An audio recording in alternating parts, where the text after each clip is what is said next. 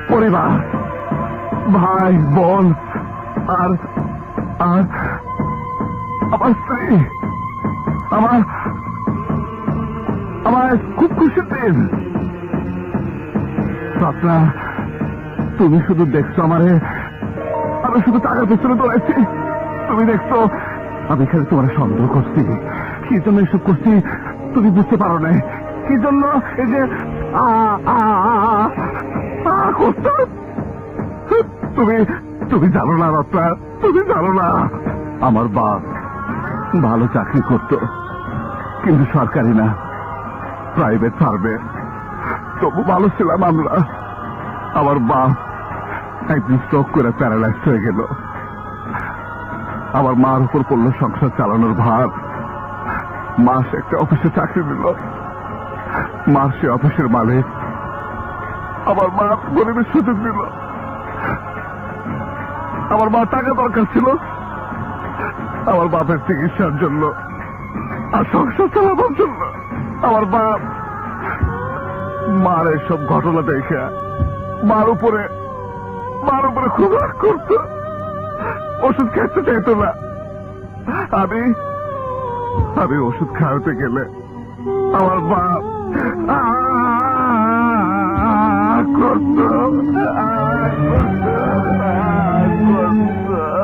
দুঃখে একদিন আমার মা ট্রেনের নিচে পড়ে আত্মহত্যা করলো। আমার বাপটাও মরে গেল। সেখান থেকে টাকার উপর আবার দারুণ লোভ হয়ে গেল।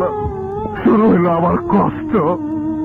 আমার মনে হইল আমার বাপ যেদিন প্যারালাইজড হয়েছিল সেদিন যদি সরকার আমাকে সংসার চালাবার দায়িত্ব নিত তাইলে তাইলে আমাকে পরিবারের এরকম পরিণতি হইত না। টাকার জন্য আমি পাগলা কুত্তা হইতাম না রত্না। টাকার জন্য আমি পাগলা কুত্তা হইতাম না রত্না। আমি তোমার বিয়েই করতাম না। আমি সিদ্ধান্ত দিয়েছিলাম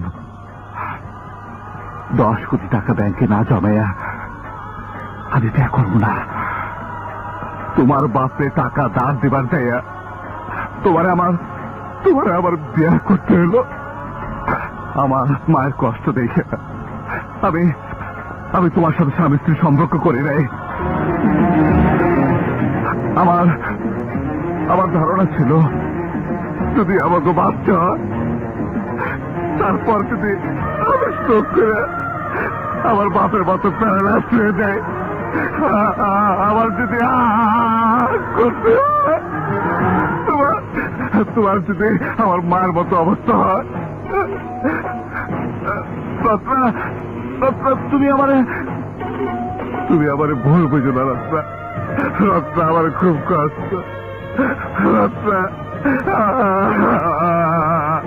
আমার খুব কষ্ট। রত্না খুব কষ্ট।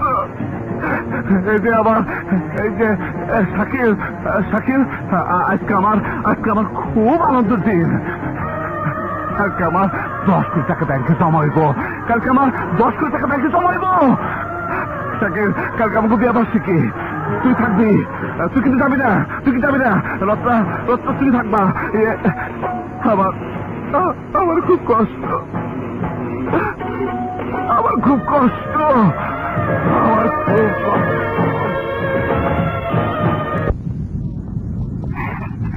মুজা সাহেব, এই আপনার ফুল অ্যান্ড ফাইনাল বিল।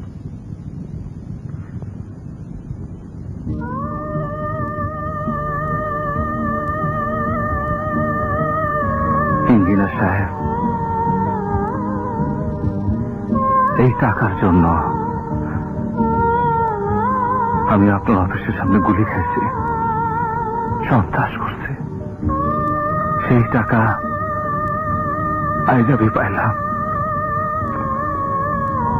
টাকা ধরার জন্য উপরের দিকে তাকে শুধু ছুটছি।